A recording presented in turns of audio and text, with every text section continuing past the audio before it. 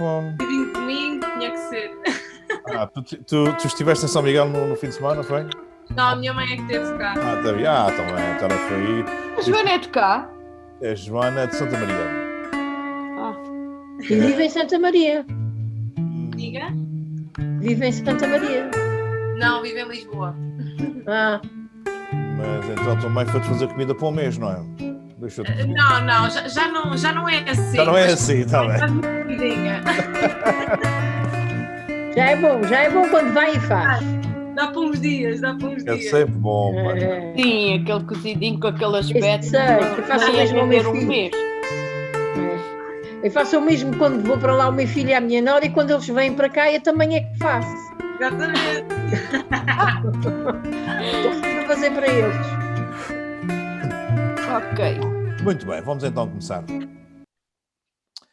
Vamos então dar a nossa última aula sobre estética fotográfica, já demos duas, e vou compartilhar aqui a minha tela, e vamos continuar a falar sobre estética fotográfica,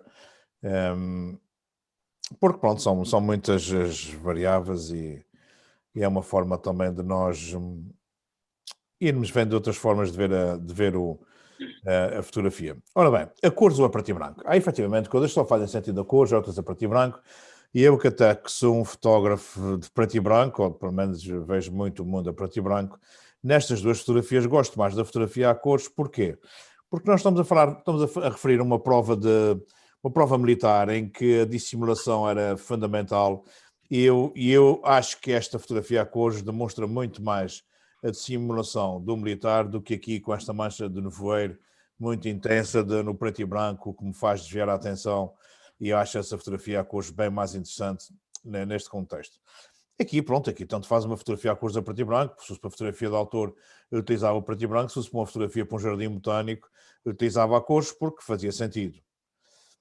Aqui é a mesma coisa, estamos na entrada do deserto do Saara, estamos a utilizar sombras muito duras, eu gosto muito mais da fotografia a preto e branco, mas reconheço que a fotografia a cores vende muito melhor o deserto do que propriamente a fotografia a preto e branco. É um facto.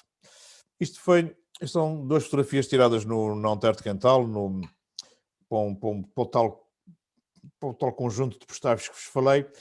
O que foi isto é a rampa, portanto, um espaço emblemático da Antártica Cantal. Eu estou deitado no chão, portanto, esta é que foi para os postais, porque tive a sorte, para além desta rampa, ser há sempre instalações de arte aqui. Apanhei essas miúdas de arte que venham a descer com as suas roupas muito exuberantes, muito excêntricas, o que demonstra bem a irreverência da juventude. Mas, por exemplo, gosto muito mais desta fotografia pela posição, pelas sombras, acho muito mais forte do que propriamente esta, mas esta é que foi para os postais. Aqui gosto muito mais da fotografia a preto e branco, mas é indiscutível. Na fotografia a cor eu distraio-me com o vermelho lá do fundo, com as fardas dos polícias, e a minha intenção era só demonstrar que a polícia também servia para a utilidade pública, para ajudar aqui a acender uma candeia que se apagou na saída das festas do Santo Cristo. Aqui eu gosto muito mais do preto e branco porque o azul aqui está-me a distrair, está-me a desviar a atenção do militar, e aqui nesta eu concentro-me exatamente no militar. Aqui tanto uma como outra, gosto tanto de uma como da outra, são duas fotografias que estão bem dissimuladas. Se o trabalho fosse a cores era a cores, se o trabalho fosse a preto e branco era a preto e branco. Aqui é a mesma coisa, um padrão, um abstrato, um remo, é um padrão, uma textura, tanto um como o outro estão belíssimos, portanto não me faz diferença nenhuma ser a cores ou preto e branco. Aqui não, aqui efetivamente a fotografia preto e branco é muito mais forte, muito mais interessante, é uma fotografia na saída do Santo Cristo, há uns anos atrás, já tem alguns anos, e este senhor que está aqui, na altura já tinha 80 e tal anos, foi a última vez que foi na exposição de São Cristo, morreu acho que 8 meses, 9 meses depois, era um senhor já com muita idade, e isto é mesmo na saída da imagem, a exposição está a começar a formar-se, e eu tive a sorte de apanhar e ele olhar assim para o céu, como num ato de agradecimento por mais um ano que iria na exposição. É certo que pode não ter sido isso, até pode ter sido um balão que tenha voado, que tenha soltado, e ele olhou para o balão. É possível que sim, não me admira nada. Mas o ar tão certo com que ele está é tão sereno, portanto dá-me exatamente esta, no meio dos padres todos, os padres mais jovens, outros, o bispo também, alguns com mais idade, mas pronto, e a imagem completamente desfocada, portanto eu concentro-me nesta expressão que para mim é como se fosse um agradecimento. Aqui sim, o preto e branco é indiscutível muito mais dramático, tudo o que é tempestades, mau tempo, o preto e branco é muito mais forte do que propriamente a fotografia a cores. O uso do flash. O flash na fotografia é uma das opções de fonte de luz para o fotógrafo e é uma fonte de luz extremamente importante em muitas alturas. O flash é frequentemente utilizado em situações de pouca luz ou penumbra, quando eu tenho muito pouca luz para conseguir fazer a fotografia à velocidade que eu pretendo, como por exemplo, já sabem, sempre que estamos dentro de casa, se utilizarmos o fotógrafo, um excelente auxiliar, porque se utilizarmos o flash, um excelente auxiliar, porque efetivamente temos sempre muito pouca luz dentro de casa, principalmente à noite. O flash também é usado para preencher sombras muito fortes, chamada à luz de enchimento, ou seja, vamos imaginar que eu estou a fazer um retrato e tenho sombras muito duras debaixo dos olhos, debaixo do nariz, por qualquer razão, uma luz muito forte de cima, e se eu usar o flash, principalmente com um difusor, ele vai-me dar uma chamada luz de enchimento que faz todo o sentido. Se vocês repararem, por exemplo, antigamente era muito usual nas fotografias dos fotógrafos de casamento, mesmo fora na rua, eles utilizavam muito os flashes exatamente para dar esse enchimentozinho e a fotografia ficar mais uniforme. O flash também é usado como luz de recorte, ou seja, vindo a luz de trás e faz luz de recorte, por vezes para fazer fotografias. Por exemplo, se quer um indivíduo acender um cigarro, se eu quiser que o fumo do cigarro fique bem visível na fotografia, tem que ter retroiluminação. Se não tiver uma fonte de luz natural, posso pôr um flash escondido por trás da pessoa e o flash ao disparar vai-me dar a luz de recorte que eu preciso para ver o fumo, para ver a chuva, para ver um cabelo, a luz entre o cabelo, que dá efeitos muito, muito giros. Também é usado como a única fonte de luz, ou seja, quando eu não tenho mais luz nenhuma, eu utilizo o flash para fazer as minhas fotografias. Ora bem, temos aqui duas fotografias, uma com flash e outra sem flash. Efetivamente, gosto mais com flash porque realça-me o militar. É certo que o flash se calhar está um bocadinho forte demais, mas eu também, pós-produção, podia reduzir essa intensidade do flash, eu mesmo no terreno também podia ter reduzido um bocadinho. Nunca tive paciência para reduzir aqui, mas também é importante ter algumas fotografias que tenham falhas para vos poder explicar o que é que eu faria se tivesse, o que é que eu faria para melhorar a fotografia. Aqui, por exemplo, eu gosto muito mais da fotografia sem flash do que com flash. Enquanto que o flash muitas das vezes dá tridimensionalidade à fotografia, neste caso transforma a fotografia muito plana, muito, muito igual. Aqui é certo que tenho sombras muito duras, mas tenho muito mais caráter na fotografia do que propriamente nesta. Isto eu gosto muito de fazer, já fiz durante uma fase, fazia muito, que era fazer fotografia de estúdio no terreno, usar 3, 4, 5 flashes, dependia da quantidade de flashes que conseguíamos juntar entre todos os formandos e fazer uma sessão de estúdio no exterior. E então, isso como é que isso funciona? Funciona muito. Eu tenho que escurecer o fundo, ou seja, faço a medição de luz para o céu, para a zona mais clara, fecho pelo menos um f-stop, escureço um f-stop, retiro metade da luz e depois vou preencher o meu primeiro plano. Olá, Francisco, tudo bem? Vou preencher o meu primeiro plano exatamente com as luzes de flash, em que me dá esta iluminação e este enchimento muito interessante e cria fotografias muito giras. Como o caso desta, só com 2 flashes, um daqui e outro vindo de cima e deixando aqui este em sombra, que faz efeitos muito, muito interessantes. Este aqui levou 4 ou 5 flashes, salvo erro, isso foi tirado no Parque Terra Nostra, e reparem que eu escureci bastante um f-stop, pelo menos o meu fundo, para realçar, para criar o fundo é só um cenário, para criar uma separação de planos, e aqui eu utilizei 4 ou 5 flashes fora da câmara e dá uma luz muito, muito, muito interessante. Olha, uma fotografia do António Campos, em que aqui... Do António Campos não, do Zé Miguel. Não, esse é o António Campos. O Zé Miguel, posso ter alguma... Eu sei que o Zé Miguel com esta barbinha faz lembrar o António Campos, mas isso foi o António Campos. Há muitos anos. Mesmo o Zé Miguel. Aqui o António Campos era mesmo muito miúdo, tinha para aí 30 e poucos anos. Boa tarde. Boas tardes, Francisco. Desculpe desculpem o atraso. Não tem problema. Isto é uma fotografia, isto é de dia, mas eu pusemos-la como se fosse de noite. E como é que se faz isso? Aumentei a minha velocidade para 1/8000, fechei o meu diafragma completamente, f22, e se tivesse feito a fotografia era de noite, era escuro, negro, não aparecia nada. Entretanto, o António Campos segurou um flash na mão, apontando para si, e só onde bate a luz é que efetivamente eu tenho informação. E, portanto, dá fotografias muito interessantes quando nós queremos. Aqui, a única fonte de luz, efetivamente, é o flash.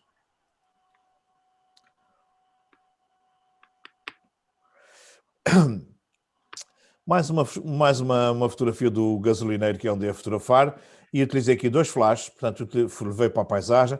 E para quê? Para o realçar em relação à paisagem, em relação ao espaço onde ele estava inserido, e fica muito interessante.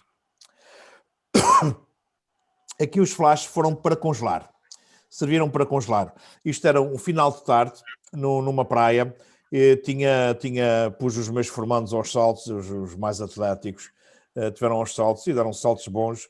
E aqui, olá Luís, tudo bem?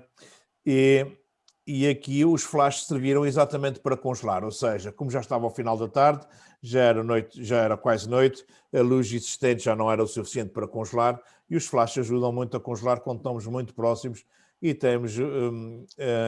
tão próximos e já temos pouca luz.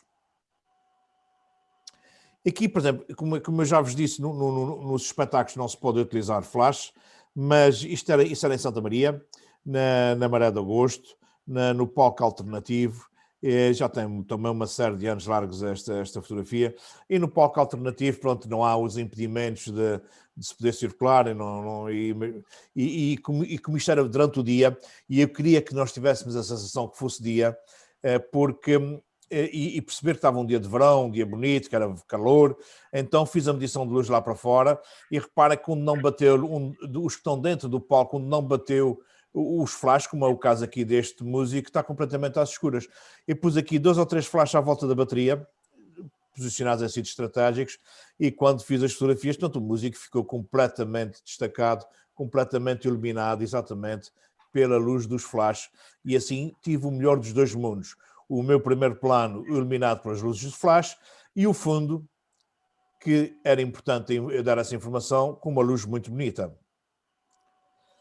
Aqui, portanto, o flash, isso é um entardecer, portanto, chamada luz dourada, mesmo um entardecer, no inverno. Reparem que no inverno aparecem muitos tons de rosa, muito bonitos. Isso era nas furnas, tinha aqui uma fumarola mesmo junto à água, queria que se visse bem o fumo da fumarola, e então utilizei o flash exatamente para o flash onde bate, reflete a luz e dá este efeito e realçou-me o fumo de outra forma, não o conseguiria ver.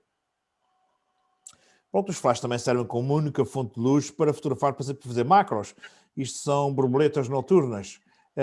No Tejo Internacional montamos um estaminé com flashes, com a bancada, com captação com forma de apanhar as borboletas.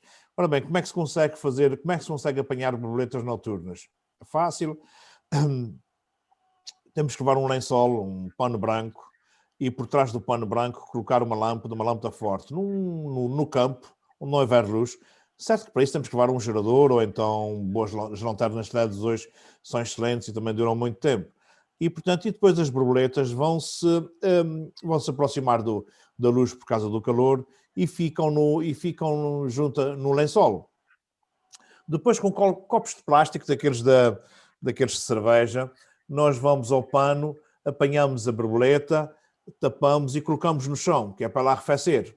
Vai estar ali meia hora, 1 hora a arrefecer, pronto, depois delas arrefecerem, então pegamos nas borboletas e colocamos numa bancada onde já temos tudo preparado, com o nosso cenário e tal, e portanto, e depois permite fazer 2, 3, 4 fotografias e elas depois voam, mal aquecem outra vez, voam outra vez. Mas pronto, mas se tivermos muitos copos no chão com reservas de borboletas, temos borboletas para fazer uma sessão fotográfica durante bastante tempo.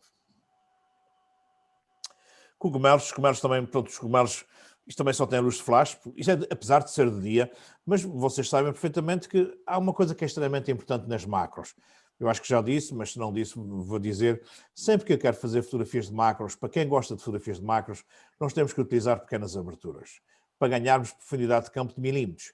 Ou seja, uma macro deve ser feita sempre com F11, F16.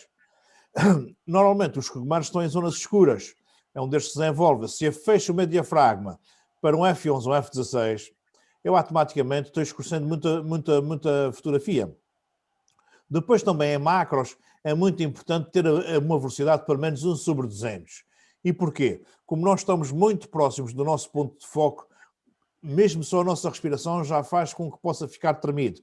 Então, se eu tenho que subir a minha velocidade para 1/200, isto quer dizer ainda por cima que estou escurecendo mais a minha fotografia. Como é uma zona escura e se eu for subir muito ao ISO vou ganhar ruído, normalmente, e se eu tiver 2, 3 flashes, pelo menos 2, eu já consigo fazer coisas muito engraçadas, ou seja, não subo o ISO, ignoro completamente o fotómetro e vou iluminar só com o flash, ou seja, por exemplo, neste caso tenho aqui uma luz que vem daqui e outra que vem exatamente da direita para a esquerda e de trás para mim, para dar retroiluminação de forma que eu consiga ver estes fizinhos que estão aqui de uma teia de aranha. A mesma coisa, aqui tenho 2 flashes, tenho um aqui que vem da esquerda para a direita e um que vem aqui em diagonal da direita para a esquerda. É mais um cogumelo daqueles muito venenosos, em que quem quer que tenha o provado, foi a última refeição que fez quando comeste bocadinho, quer tenha sido um rato ou outro peixaroco qualquer, seguramente que deve ter sido a sua última refeição, mas reparem que os flashes têm essa coisa fantástica de dar uma iluminação muito bonita. Eu gosto muito da mistura do flash com a luz ambiente, principalmente nesses pormenores, nessa história. Em fotografia de moda, em fotografia em retratos, dá coisas muito interessantes. Hoje em dia fotografo com muito pouco flash, pronto, hoje também os ISOs hoje altos são muito bons. Também isto é tudo uma questão de modas. Hoje está muito na moda não se utilizar o flash. Enfim, é depois uma questão de gosto pessoal, uma questão de fase em que nós estamos fotográfica.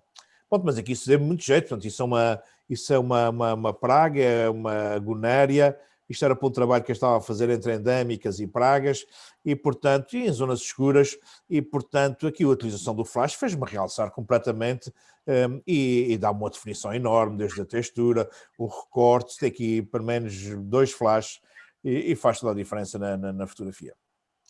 Mais uma fotografia que eu gosto muito, isto é uma endémica que eu nunca sei o nome dela e é muito rara, uma endémica que estava dentro de um moinho abandonado, e eu queria dar a luz dos 2 mundos, queria dar a luz natural que se via através da janela do moinho e queria iluminar a minha endémica dentro do moinho. Portanto, fiz a medição de luz por lá para fora e escureci um bocadinho para criar contraste e depois fui iluminar, pelo menos com 2 flashes, a minha endémica e dá esta luz muito bonita, esta mistura entre a luz do flash e a luz do natural.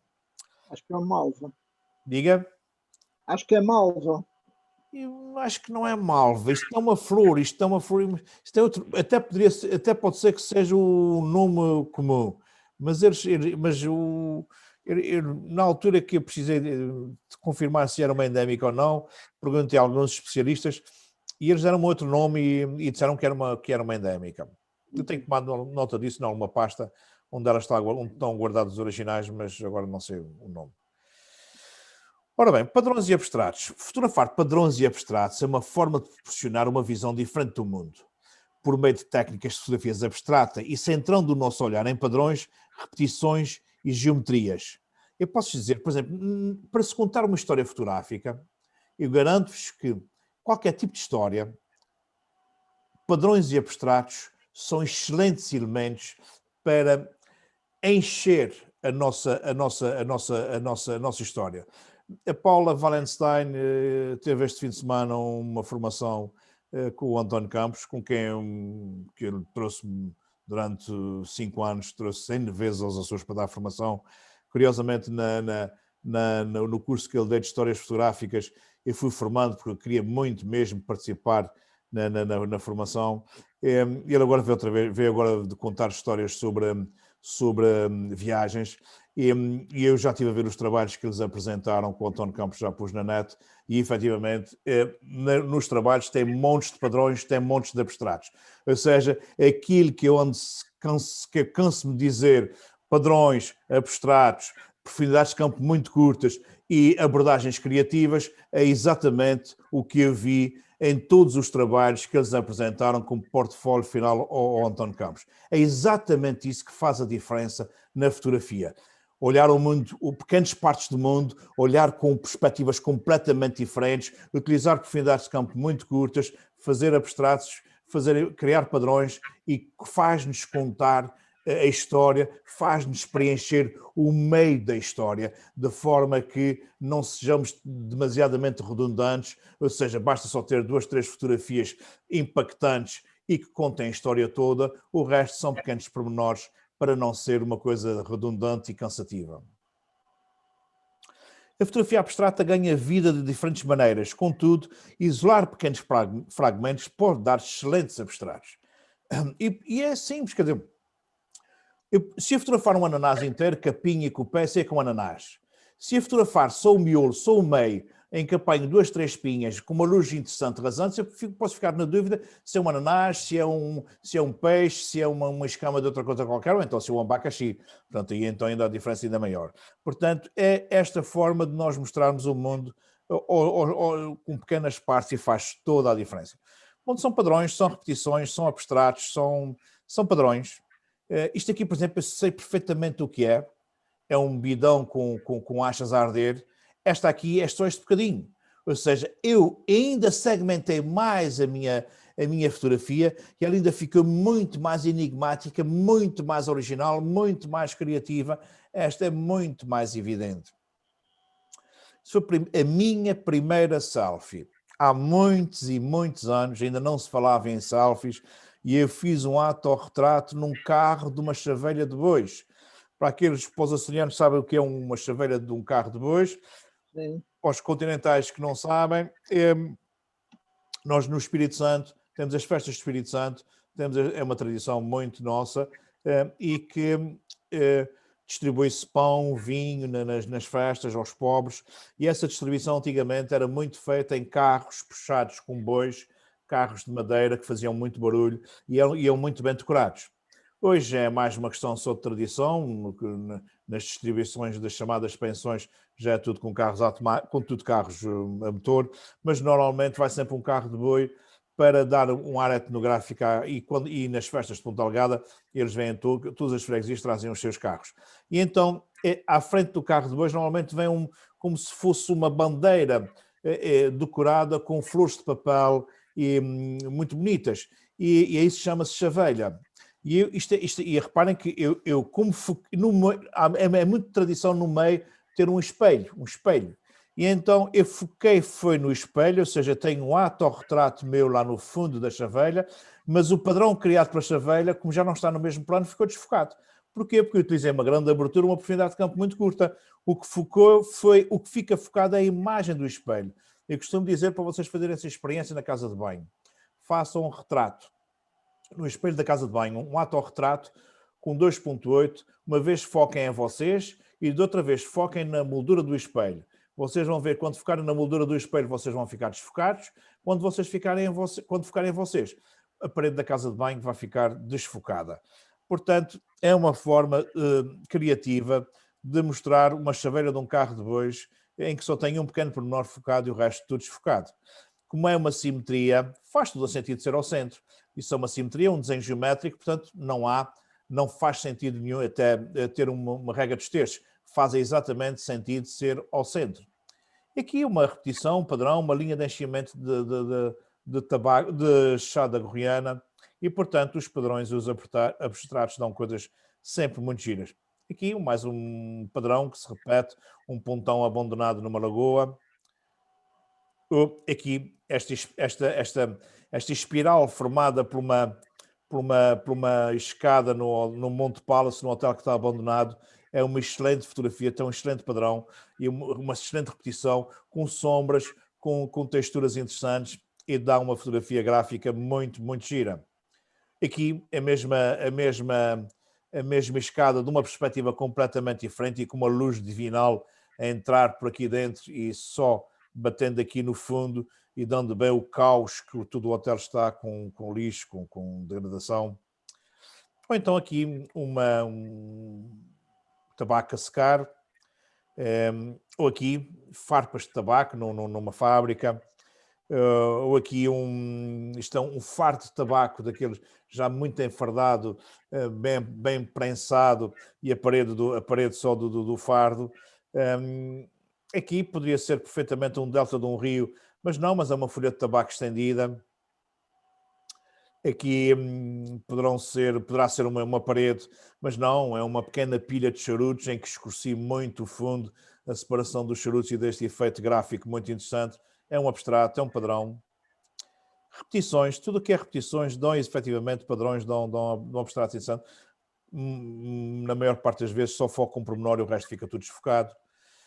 Esta fotografia também foi uma fotografia que me deu muito gozo fazer para a história do que fiz com o António Campos, em que eu estava a fotografar, o meu trabalho foi sobre a fábrica de charutos, e aqui isto era uma máquina em que os charutos estavam a passar aqui dentro a uma velocidade grande. E então eu fiz a fotografia com uma velocidade relativamente pequena, um sobre 30, e os charutos que estão lá a passar lá dentro ficaram todos arrastados, como se fosse... Ou seja, quando estamos a contar uma história, nem tudo tem que ficar definido. O arrasto do movimento dá fotografias muito interessantes. Ou seja, temos que ser muito criativos para uma história de 5, 7 fotografias, 9 fotografias, não ser uma coisa monótona. Tem que haver muita criatividade para ser muito interessante. Ponto, padrões e abstratos é um pouco isso, são repetições, são elementos fora do contexto, sem os identificar e que dão fotografias extremamente sugestivas, criativas. Como o caso dessa também, a chuva, os reflexos, os bidões, pronto. Claro que também nos padrões e nos abstratos, e principalmente na fotografia ao preto e branco, nós temos uma grande elasticidade para mexer muito, principalmente com os negros, dando muitas sombras, escurecendo muito os negros, dão fotografias muito interessantes. Eu já vos disse e vou-vos dizer muito mais vezes. A realidade na fotografia é a realidade do fotógrafo no dia em que fotografou, ou no dia que fez a pós-produção. Porque 10 anos depois ele já pode ter uma realidade completamente diferente. Até pode ser que, se calhar, uma semana depois, o fotógrafo já pode ter uma realidade completamente diferente. Portanto, não tenham problemas em assumir aquilo que estão a sentir no dia em que fizeram a fotografia e façam-na exatamente como sentem e como acham que devem mostrar, sem medo. Isto é metade, ou metade de uma lâmpada de um farol e, portanto, dá-me repetições fora do contexto, eu não sei o que é, e dá-me um padrão interessante, dá-me um abstrato. Mesma coisa aqui, isso foi numa igreja que eu fui visitar, a minha filha que me levou lá, em Lisboa, uma igreja em Lisboa, toda em betão, com janeiro, eu não sei o nome da igreja, mas acho que é Coração de Jesus, uma coisa assim parecida, uma igreja que fica ali numa das paralelas da Avenida da Liberdade, quem desce para o lado esquerdo, e é uma igreja muito, muito moderna, pronto, deve ser dos anos 50, deve ser dos anos 50, com uma luz lá dentro muito interessante, mas é tudo em betão, é uma coisa muito estranha porque é tudo em betão, nada está pintado, e tem formas muito giras, e tirar partido das linhas da arquitetura dão fotografias muitíssimo interessantes. Padrões e abstratos muitas vezes pode ser pequenos grafites que não estão acabados, sujidades em paredes, são tantas as coisas que nós podemos olhar e que muitas das vezes não fotografamos. E quando nós estamos dispersos para fotografar padrões e abstratos, nós começamos a fotografar muito mais coisas que antes não se vê. Não reparamos. Molduras. O enquadramento, dentro do enquadramento, é uma forma de composição que, além de criar sensação de profundidade de campo, direciona o olhar do espectador para o que está no centro do seu registro. É uma forma de nos centrar o nosso olhar naquilo que nós pretendemos. Criar um primeiro plano na foto para emoldurar o segundo plano é uma boa ideia para tornar a composição mais interessante. Podem-se criar 3 situações com molduras nas fotos. Foco na moldura e no segundo plano, ou seja, deve-se usar quando os 2 planos têm igual importância na composição. O que vos posso dizer não é muito frequente. E os 2 merecem estar igualmente em destaque. O foco apenas no segundo plano, quando o segundo plano é que realmente importa na fotografia. todo o interesse da composição é levado para lá, para dentro da fotografia. Desfocada a moldura, ajuda a guiar o olhar do observador para o objeto principal da foto, para o interior da foto. Foca apenas na moldura, o destaque vai apenas na moldura, sem distrair o observador com o que não é principal.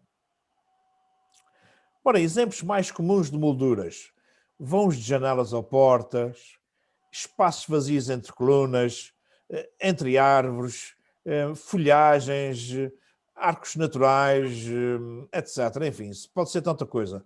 Uma moldura pode ser criada também com qualquer elemento visual repetido em volta do objeto de foco.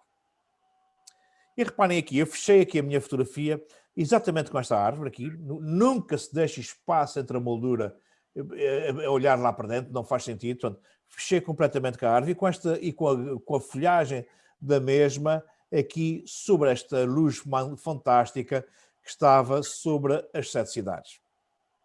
Aqui fechei também novamente com uma árvore. Gosto muito de fechar com árvores lindíssimas. E aqui no Parque Terra Nostra, ela faz aqui este arco, fechando-me aqui o canto e fechando aqui a parte de cima, essa galhagem, uns galhos muito bonitos, e fecha-me completamente aqui o meu tanque do parque.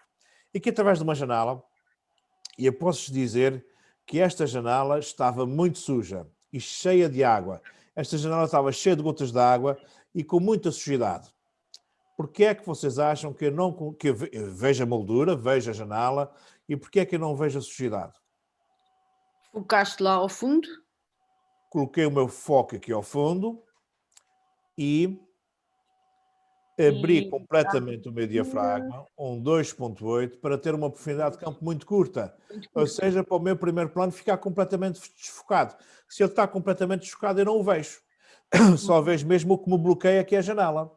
Portanto, o resto que está no vidro é como se não existisse. Esta técnica é muito boa para se fotografar quando vamos de avião e queremos fotografar a paisagem lá em baixo, estamos a aterrar no Dubai, aqueles edifícios todos muito bonitos, que chama muito a atenção, que a gente fica muito apaixonada por ter ido ao Dubai, e então ao descer, em vez de...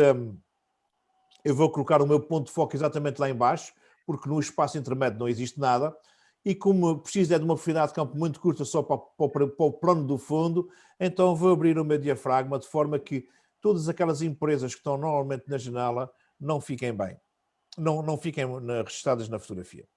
Ponto mais uma fotografia de um amanhecer lindíssimo nestas cidades, em que eu fechei completamente a minha fotografia aqui com estes galhos e emolderei a minha fotografia, aconchegando e concentrando toda a minha visão dentro da lagoa. A mesma coisa aqui, fechei aqui com estes galhos, com esta árvore, e fico concentrado aqui dentro.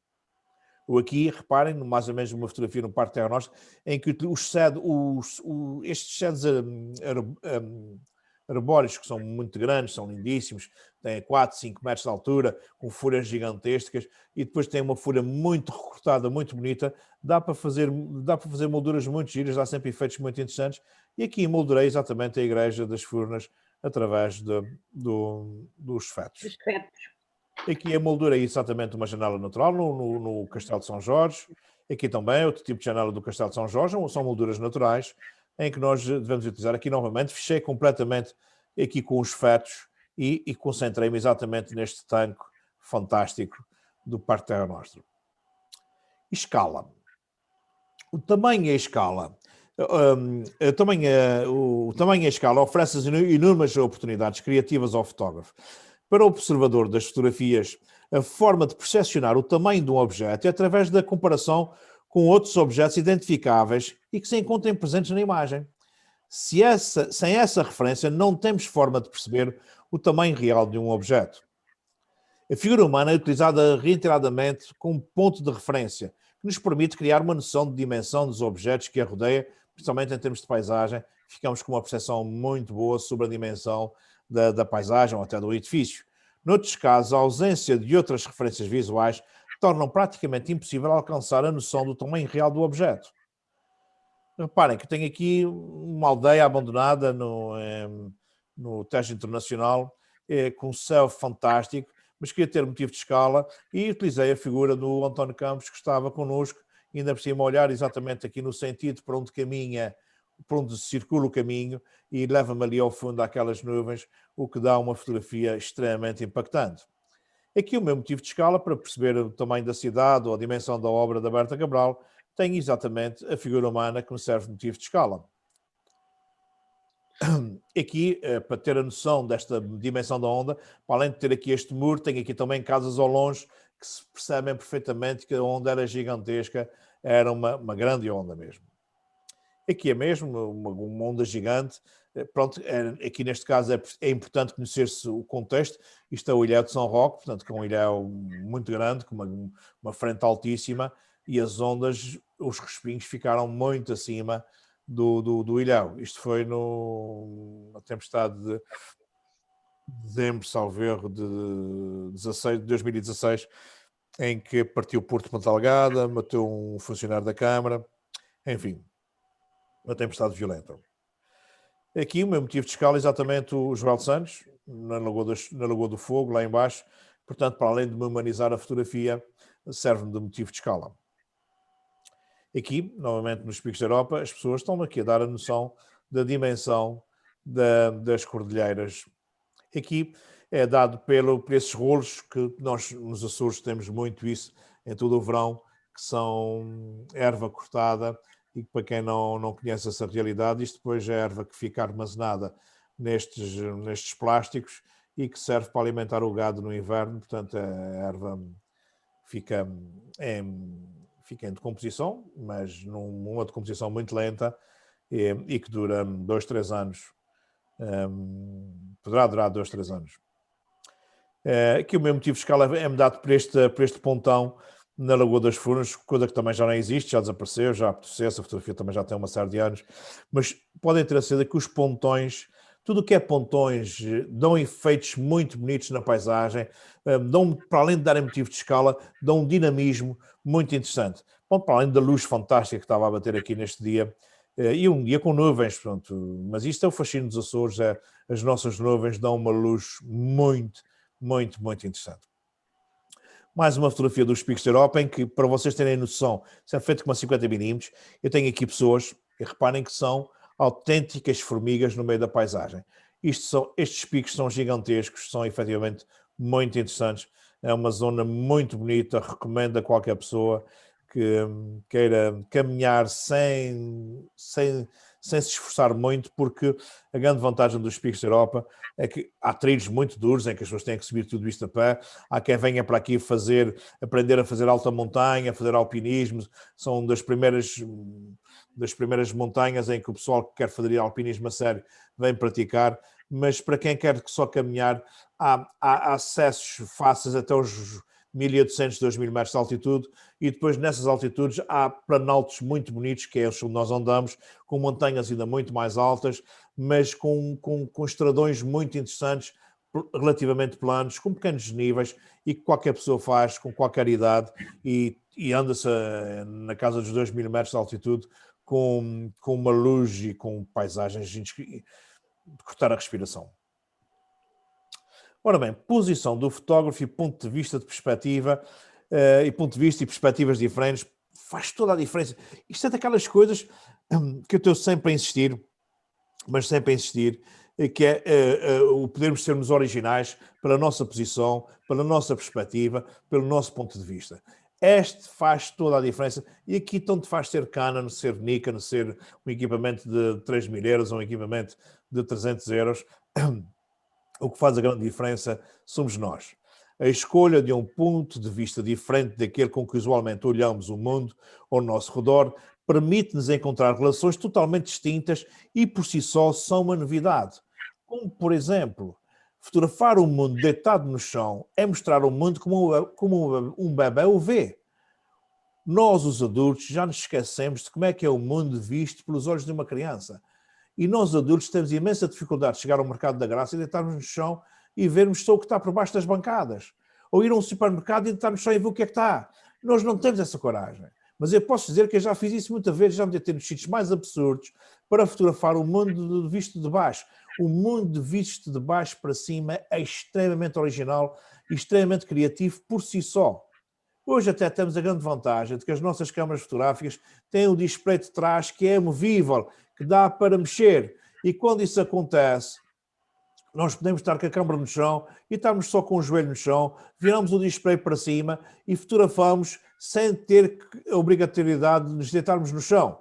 Mas podem ter a certeza, hoje também temos outra coisa que são os drones, que a vista dos drones é tão impactante, nós ficamos tão, uau, caramba, porque nós não conseguimos voar. Nós não conseguimos andar por cima das ribeiras, não conseguimos andar por cima das estradas, porque a qualidade dos drones até é uma treta. Fotograficamente aquilo é tudo em automático e muitas vezes é uma treta, mas nós ficamos tão entusiasmados com o impacto da originalidade do ângulo que estamos a ver as coisas, que até esquecemos que aquilo está tudo sempre com uma profundidade de campo muito grande e que aquilo até não é tão criativo quanto isso. E é cansativo, quando nós começamos a ver imagens de drones de um determinado sítio, elas depois são demasiadamente repetitivas, depois são cansativas. Elas ainda estão na moda porque ainda há muito, muito para mostrar de cima. E porque nós não conseguimos voar efetivamente. Mas quem faz asa delta e faz fotografia a sério, com câmaras a sério, mostra a mesma coisa, mas com uma qualidade completamente diferente. É certo, também nós sabemos hoje que já há drones de 10 mil euros, 15 mil euros, que são coisas excelentes, mas pronto, mas isso custa muito dinheiro.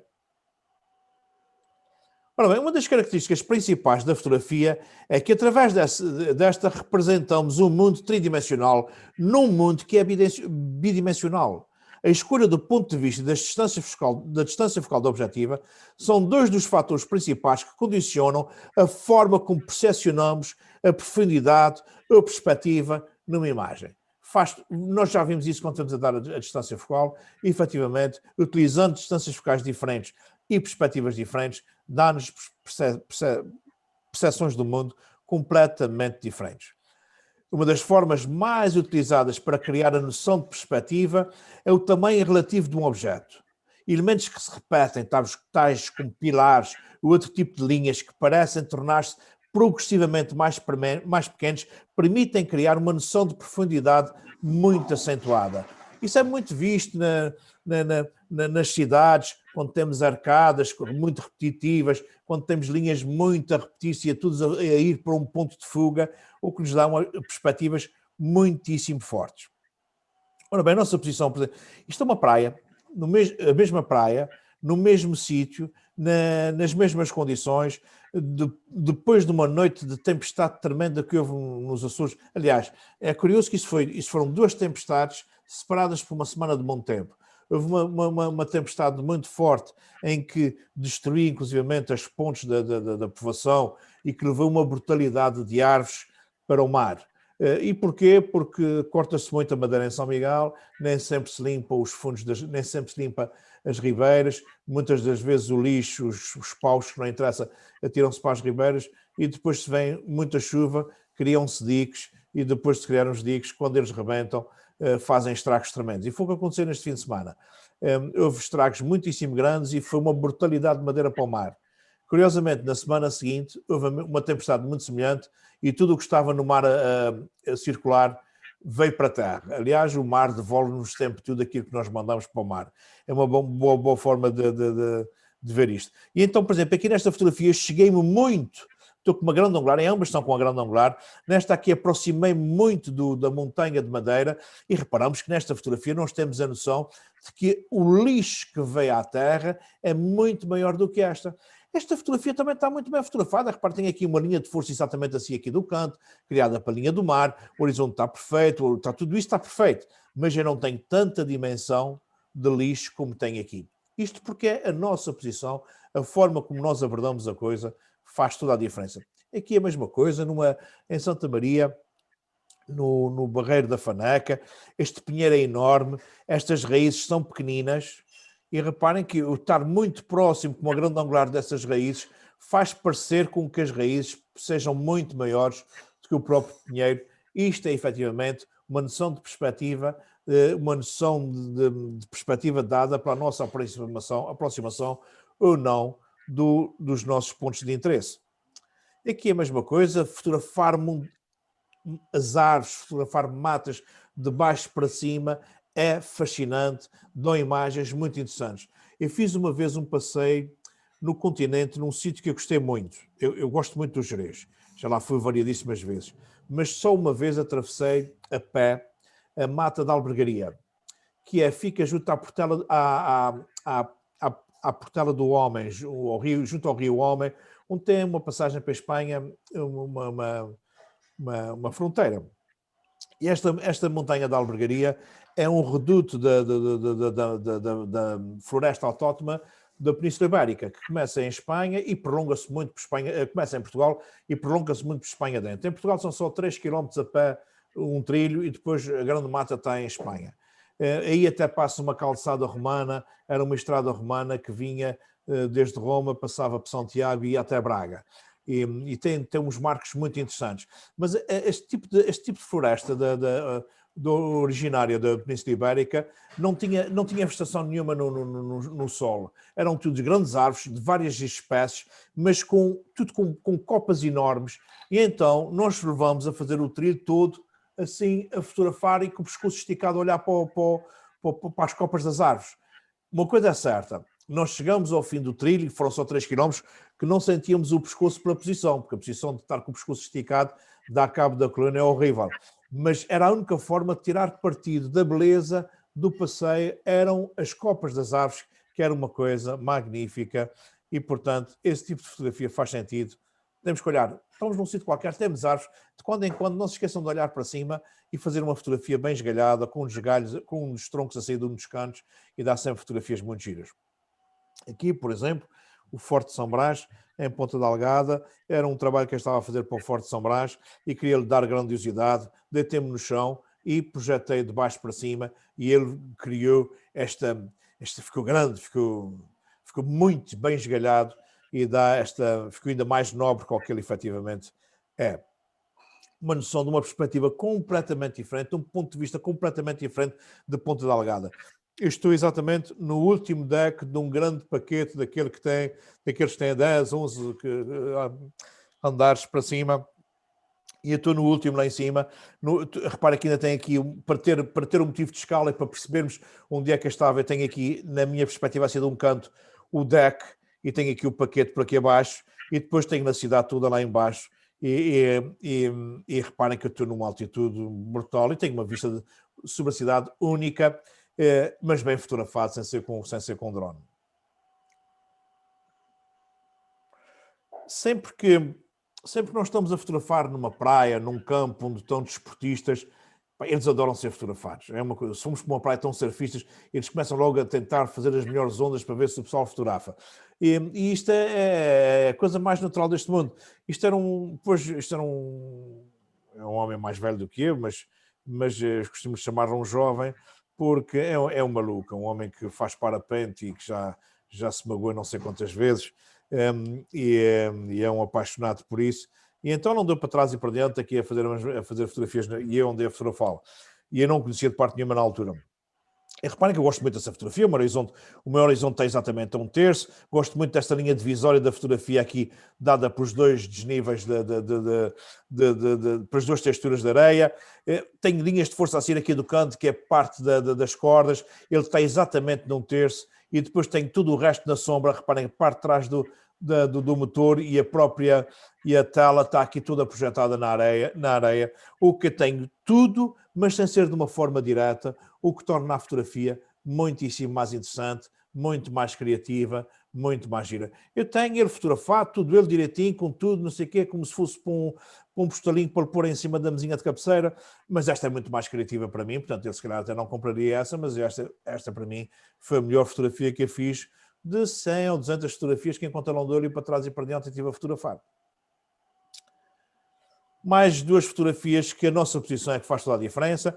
Reparem que isto é uma mercearia que já não tem nada, daquelas mercearias muito antigas, que já quase não tem nada para vender, e a única coisa que há aqui ainda que poderá ser interessante é a relação interpessoal entre as pessoas, entre o vendedor e as pessoas que frequentam.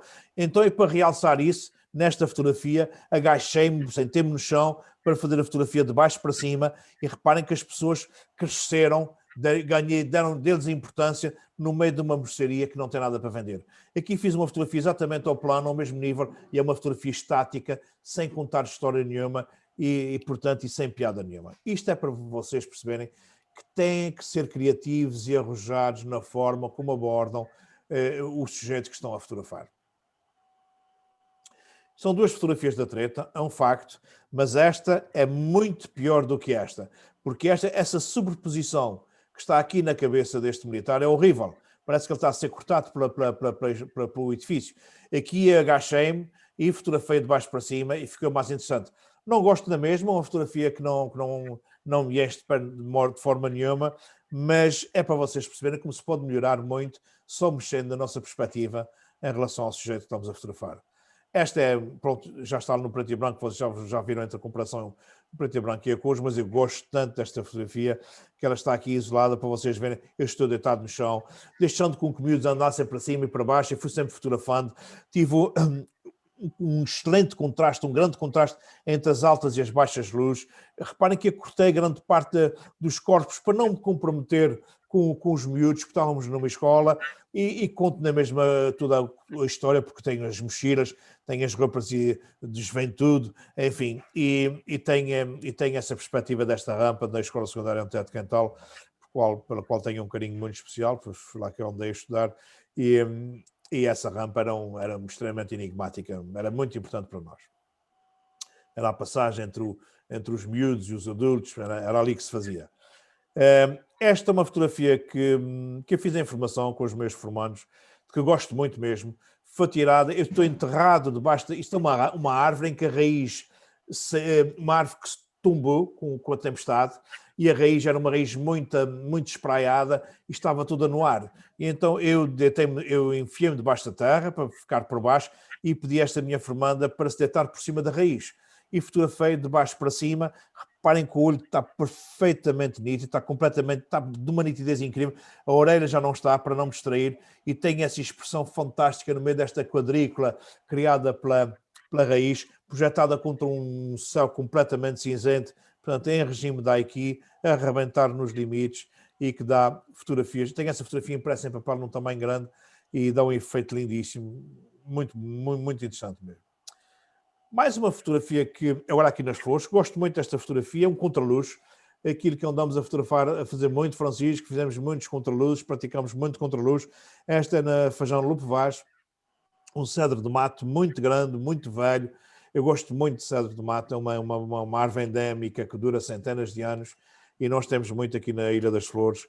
E esta está muito partida pelo vento, mas isto resiste uma brutalidade mesmo ao vento, em contraluz. Porquê? Porque o sol estava de frente. Se o sol está de frente, eu tenho que fotografar sempre em contraluz, eu tenho que ter sempre o meu elemento principal em negro, recortado. Apesar de ainda ter aqui alguma informação, tenho muita informação aqui, até aqui ainda tenho, ou seja, um contraluz que não está completamente bloqueado. Porquê? Porque tapei o sol não aparece, porque se o sol estivesse mesmo de frente, ele ficaria muito mais bloqueado. Eu tento sempre tapar o sol para não ficar pretos, negros completamente bloqueados, sem informação, que também se perde um pouco a piada. Gosto muito do horizonte muito arrojado. O que é que eu não gosto? Aqui este galinho que está aqui desfocado, que é uma coisa que, se fosse para expor, eu tinha que o apagar.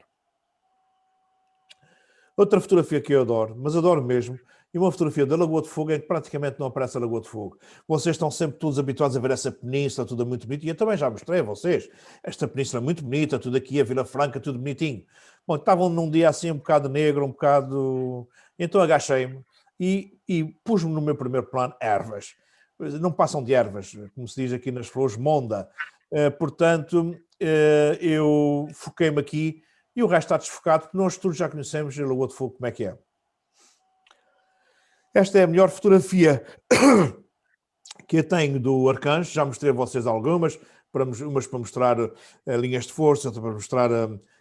sim, para mostrar linhas de força. E esta é que eu mais gosto. Eu pus a câmara mesmo por cima da cabeça do Arcanjo e tenho uma perspectiva da cidade completamente diferente. Ou seja, tenho a visão que o Arcanjo tem já há alguns séculos, e não deixo de ter aqui alinhado as linhas de força, fechado aqui, alinhado também aqui no outro canto. Ou seja, é uma belíssima fotografia pela minha posição, pela minha perspectiva, pelo meu ponto de vista criativo. Adoro essa fotografia, foi feita em viagem, é mesmo uma fotografia tipicamente de viagem, que tem movimento, tem confusão, em que não tem que estar tudo congelado. E porquê? Isto era o bazar, a entrada do bazar de Marrocos, de Marrakech, onde estão sempre centenas, para não dizer milhares de pessoas lá dentro. É uma cidade em que normalmente não chove, só chove 50 dias por ano. Nesta viagem que eu fiz, tive o azar de apanhar um dia de chuva. Se aquilo é porco seco, molhado é muito mais porco. Se aquilo é o caos quando está um dia seco, molhado é um caos a dobrar. E havia muita confusão, papéis por chão. E depois, como é que isso é Marrocos? Pelos panos, pelas tagines, enfim, é Marrocos, é Norte da África. E eu agachei-me ao chão. É certo que não me deitei, porque eu estava com o meu sabonete, que as compactas e que também fotografa pelo display, e portanto coloquei no chão com uma velocidade um sub 30, um sub 20, de forma que os pés que aparecessem ficassem assim meio arrastados, e é uma fotografia de viagem fantástica, em que eu não estou a mostrar propriamente a paisagem, mas estou a mostrar as vivências, estou a mostrar sensações, e é isto que faz a diferença nas fotografias quando se conta uma história.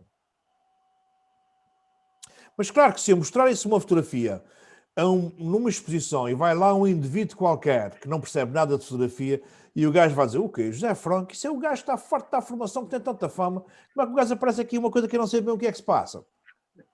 Este é um dos problemas. Mas pronto, mas meu amigo, temos que correr esse risco. Quando queremos ser criativos, nós não estamos a mostrar, não é para quem não sabe. Estamos a mostrar é para quem sabe. E quem sabe vai apreciar. Não podemos agradar a todos na arte, bem pelo contrário.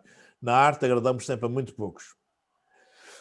Mais uma fotografia que eu adoro, para a minha posição. Se eu tivesse fotografado de cima para baixo, o miúdo ficava, só via a cabeça. Não, ele está amarrado à cintura e agachei-me e fiz a fotografia.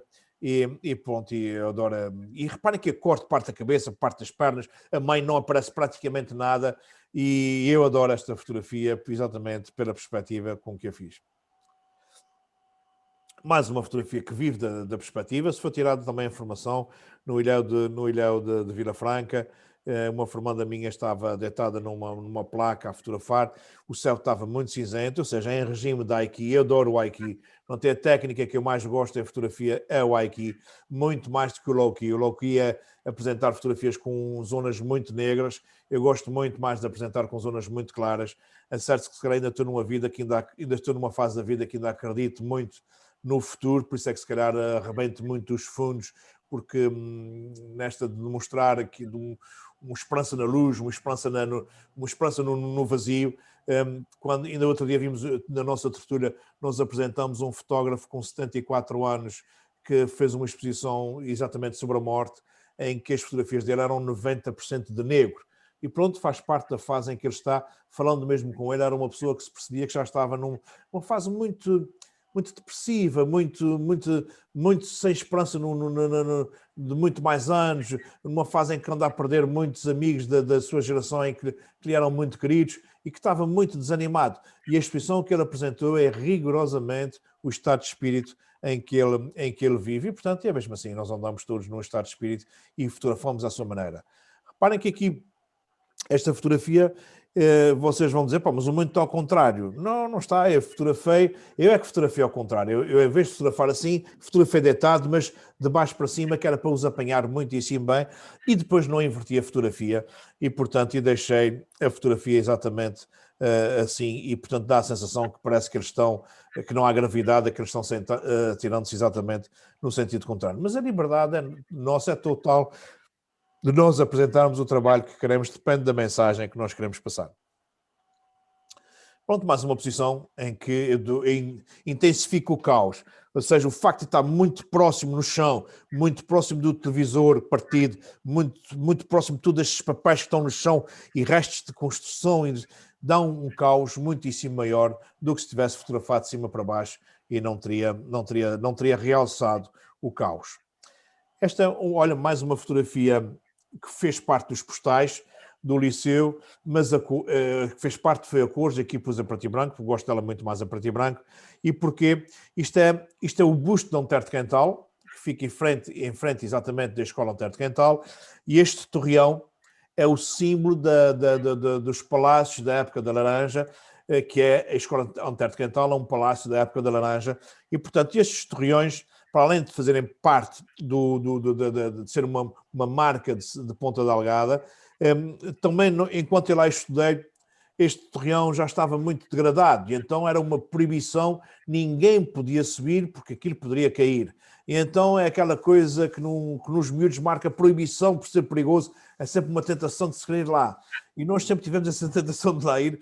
Eu depois só fui depois de ele estar recuperado, já como adulto, é certo que sim. Mas, portanto, isto, eu gosto muito desta diagonal, porque isto, ambas são Antero de Quental. Isto é o busto de Antero e isto é a escola Antero de Quental. Ou seja, é uma conjugação perfeita de um reforço de Antero de Quental. Reparem que eu não apaguei o paranho que está aqui na estátua. Ela tinha lá um paranho e eu não apaguei. Portanto, estava lá, para lá fiquei. Ou teria tirado antes, ou agora já não devo tirar. Mas pronto. E por isso ele está lá. Gosto muito dessa perspectiva de um banco fotografado de cima, um banco vazio, fotografado de cima ainda fica mais vazio, fica mais esmagado, fica colado ao fundo, dá uma sensação de solidão muito maior do que se tivesse feito de uma forma normal. Ora bem, profundidade de campo. Nós já falamos muito, já mostramos muito sobre profundidade de campo, mas para mim é realmente a cereja no topo do bolo, é a profundidade de campo, é seguramente a técnica fotográfica mais difícil, mas mais sublime, em que nós conseguimos resultados incríveis. Portanto, eu volto a falar outra vez na profundidade de campo. A profundidade de campo é uma das formas de separar os planos, simplificar a fotografia, levar o nosso observador ao plano que nos interessa destacar. Reparem numa praia do norte, perto de Miradeiro, na Aguda, salvo erro, na Praia da Aguda, as praias do norte no inverno então estão cheias de conchas, mas são milhões de conchas, e no meio de milhões de conchas eu dediquei-me a um pequeno búzio. Reparem que eu fiz isso com uma teleobjetiva para ter uma profundidade de campo muito curta e fotografei exatamente o búzio, exatamente o ouriço, exatamente ao nível. E ao nível para quê? Para ele ficar importante, para lhe dar importância. Para isso eu deitei-me no chão e tive que fazer duas covas. Uma para arrumar a minha barriga, para poder ficar ao nível do búzio, e outra para arrumar a mão, para o objetivo exatamente ficar. Verdade, Paulo, se não fosse assim, não tinha conseguido fotografar o ouriço com essa dimensão tão grande. Uma excelente fotografia para uma capa de um livro sobre biologia. Porquê? Porque tem aqui montes de espaço para criar o texto, para pôr o texto de informação que é precisa. Portanto, é uma boa forma de nós mostrarmos a profundidade de campo curta dá para muitas, muitas coisas. Reparem que se tivesse aqui mais nitidez, eu ia-me distrair e não me concentrava no búzio, no ouriço, que é uma coisa tão pequena. Isto é quase comparável a ter que fazer uma ferramenta para construir a obra. É verdade, é verdade. Então, pá, fazer covinhas na areia tem que ser às vezes. A Paula está a rir. Não. A Paula está-se a rir porque ela tem tanta vontade comigo, portanto que ela ri-se sem tem reservas nenhumas. Não, e não é só isso, é porque eu já sei que a gente passa a vida no chão e pendurado nos muros e essas coisas todas já não é de agora, não é? Não. Eu fiz uma vez uma coisa muito engraçada no Antero de Quental. A mãe dos meus filhos é professora de português e eles fizeram uma maratona fotográfica muito interessante, que acho que era o 9º ano ou 8º ano, já não me recordo, os professores juntaram-se, então davam 3 ou 4 poemas, acho que eram 4 poemas, aos miúdos, e os miúdos tinham que ilustrar o poema com uma fotografia. E então ela pediu-me para eu acompanhar os miúdos a fotografarem e dar-lhes uma abordagem à fotografia. E eu, num pátio fechado, mas ao ar livre, com 100 e tal miúdos, durante 10 minutos, eu achei que de mais que 10 minutos seria impossível manter-nos atentos. É certo que eu tenho uma boa voz, tenho uma boa projeção de voz e consigo fazer oscilações com a voz grande para chamar a atenção, mas durante 10 minutos não havia forma de explicar nenhuma técnica fotográfica senão a de ser original. Fazerem fotografias o mais originais possíveis e dar-lhes montes de exemplos de como é que eles deviam ser originais. Vocês não fazem ideia o quanto curioso foi. Depois eu fui acompanhá-los para a cidade, eram 100 e tal miúdos, cada um com os seus telemóveis, com câmaras fotográficas, outras com compactas daquelas que saem logo a fotografia, as Polaroids, eu não sei o que e tal. E então eram miúdos, grupos de miúdos, mandar parar o trânsito, em plena cidade de Ponta Delgada, mandar para o trânsito, o outro deitado em cima de uma passadeira para aproveitar as linhas pretas e brancas, e o outro de cima a fotografar. Vocês não fazem ideia o quanto foi giro ver a mobilização dos miúdos ao ponto de conseguirem fazer parar o trânsito para fazerem a sua fotografia. Isto, até porque os miúdos não têm problemas nenhuns, não há ridículo para eles, até serem capazes de fazer essas coisas ainda acham muito mais interessante. Está sem som, Ana, não sei se está a falar connosco. Ana Maria está a falar connosco? Acho que não. Mas pronto. Mas isso para vos dizer que foi uma experiência extremamente interessante e extremamente criativa ver os miúdos a inovarem. Foi fantástico. Ora bem, isto é, por exemplo, uma fotografia de um trilho, também no Tejo Internacional, em outubro, num calor infernal, em que estava tudo demasiadamente seco, dias lindíssimos, e portanto eu só foquei um galho seco e tenho um trilho, tenho um dia de verão fantástico, tenho muito calor dado pela secura do galho já seco e, portanto, tudo isto reforça a sensação de calor que estava a viver neste trilho. Mais uma fotografia em profundidade de campo aqui curta, isto foi também do tal gasolineiro, portanto, foquei-me aqui e ele está desfocado. É certo que eu pus também aqui um flash aqui para o iluminar, para destacá-lo do resto e também interpretei a fotografia de propósito. Ou seja, esta fotografia está a 33 graus propositadamente. Ou seja, não foi uma inclinação por mero azar. Quando eu quero uma fotografia torta, tem que a interpretar mesmo para fazer sentido. Senão não faz sentido. Esta é a única fotografia que eu vos mostro de uma pessoa que está de frente para mim em que eu não coloquei o ponto de foco nela. Eu coloquei o ponto de foco aqui. Isto era o tal trabalho que eu estava a fazer sobre os charutos. E aqui o que era importante mostrar era a máquina que cortava os charutos. E, portanto, o meu ponto de foco está na cortadeira. Mas eu mesmo assim dei uma boa profundidade de campo para que se identificasse a senhora e que a senhora ficasse bem, não completamente nítida, mas bem, sem ser uma sombra. Mais uma fotografia com profundidade de campo muito curta, no nosso gasolineiro que eu fotografei, em que o meu foco está exatamente nele e não me quis distrair com a moldura. Isto é uma moldura e, portanto, eu desfoquei e pus a preto e branco também para não me distrair com as cores de uma gasolineira e da roupa dele. Mais uma fotografia que eu adoro, de uma profundidade de campo muitíssimo curta. Isto foi num concerto que eu estava a fotografar. Esta senhora que já tem os seus 50 anos, seguramente, 40 e muitos, que já tocou provavelmente esta peça muitas vezes. O maestro interrompeu o ensaio e fez uma advertência e eu estava a fotografá-lo e continuei a fotografá-lo e a sensação que eu fiquei com esta fotografia, aquela, caramba, pá, já toquei isso tantas vezes e nunca vi por esse prisma. Ou seja, como é que é possível eu nunca ter visto isso por esse prisma? Aquela cara de espanto, me espanto mesmo, como é que é possível? E claro que isso só se consegue passar essa mensagem, porque tudo o resto está desfocado e estou centrado só exatamente nesta face do rosto, a outra já está desfocada. Mais um retrato que eu adoro mesmo, uma profundidade de campo muito curta e com um grande crop. Isto é um romeiro, eu estou farto de ver fotografias dos romeiros, os romeiros todos, com o seu retratinho todo, com aquela coisa toda, e reparem que eu estou aqui eu só tenho aqui as mãos a descansar sobre o bordão, e ele tudo deitado sobre o corpo, porque já está muito cansado, esse era o último dia de romaria, mas ao mesmo cortei-lhe completamente o rosto, e ao mesmo tempo eu sinto um cansaço, mas uma serenidade enorme neste olho, depois de uma semana de caminhada muito dura entre as 4 da manhã e as 9 da noite, todos os dias, e é uma imagem fortíssima e a corte grande parte da cabeça.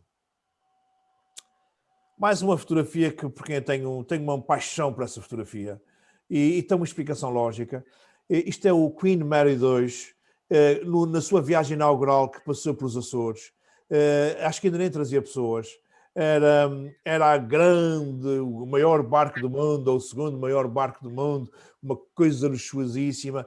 Não houve careta de fotógrafo que não tivesse saído um bocadinho de trabalho e que não fosse fotografar o Queen Mary II aparcado no Porto de Ponta Delgada.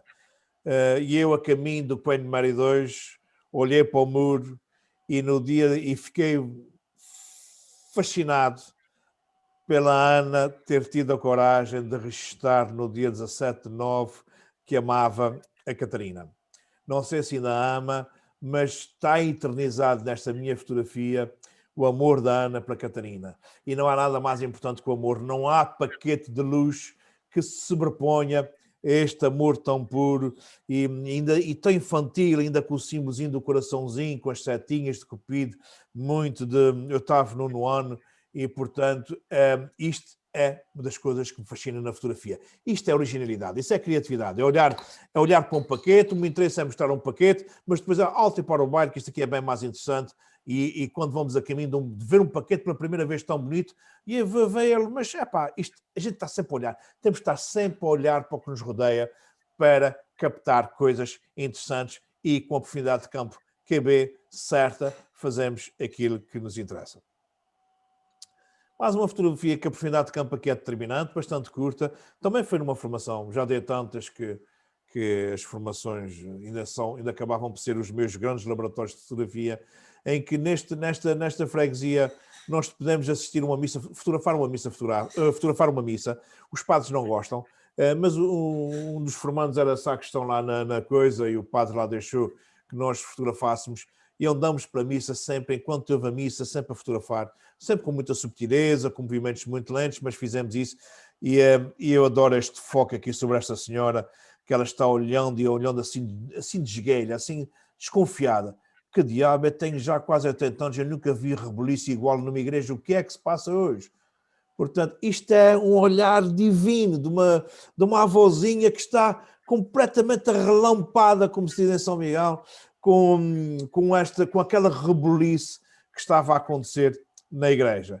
Portanto, eu não mostro o resto da igreja, porque não me interessa qual é a igreja, é uma igreja qualquer, isso a mim é muito diferente, interessa-me só esta sensação.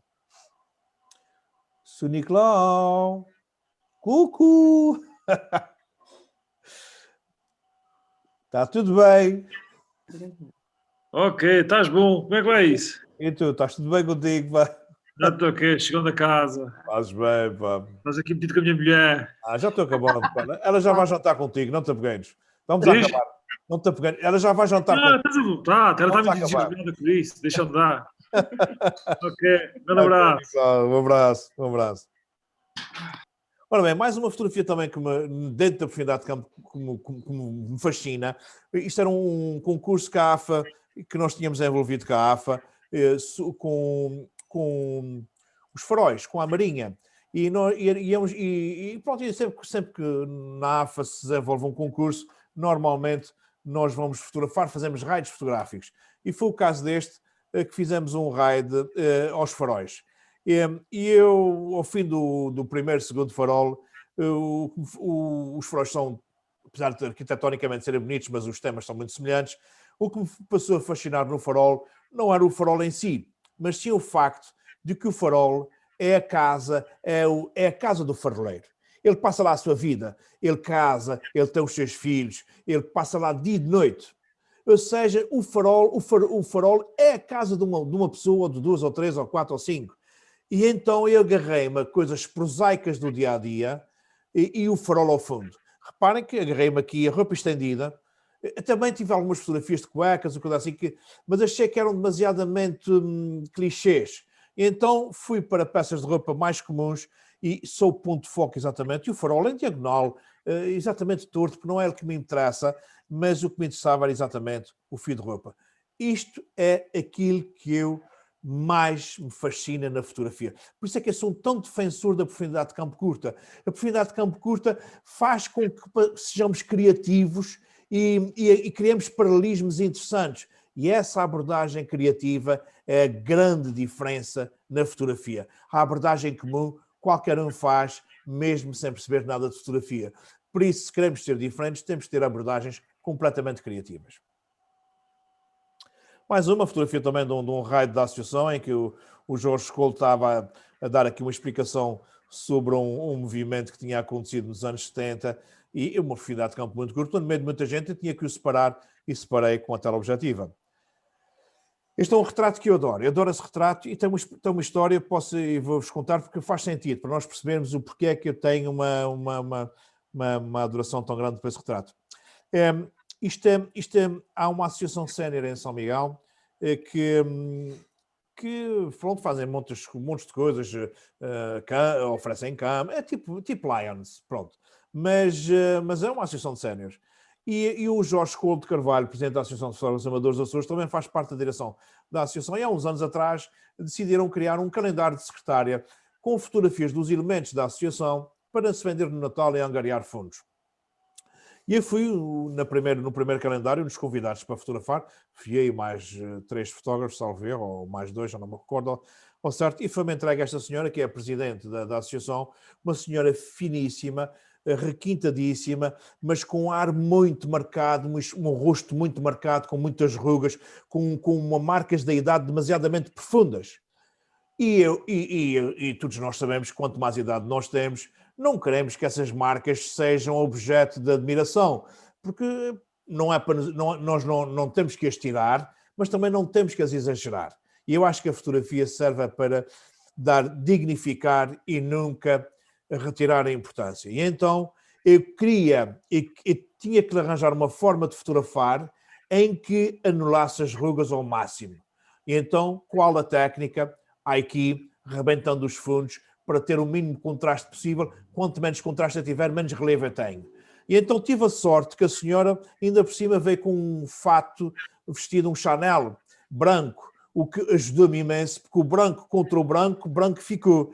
E reparem que eu fotografei de baixo para cima, concentrei-me nessa joia magnífica para dar exatamente o ar de baronesa que a senhora tem, o ar requintado que a senhora tem, um ar de presidente, um ar muito, muito, muito senhora, e rebentei completamente o fundo, que reparem que há alguns cabelos aqui que já desapareceram, porque a técnica dá aqui, os limites nos brancos ficam completamente esbatidos. Reparem que o ombro também quase que desapareceu, e é uma fotografia que eu acho que consegui exatamente os meus resultados.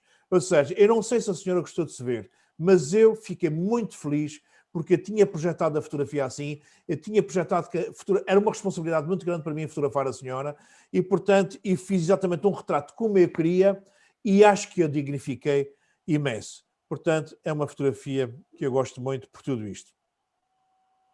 Mais uma também do mesmo conjunto, deram-me uma galeria de arte para fotografar e 2 elementos. Para mim a arte só faz sentido se houver pessoas para a ver. A arte por si só não faz sentido nenhum. Aliás, porque ela só foi criada para as pessoas.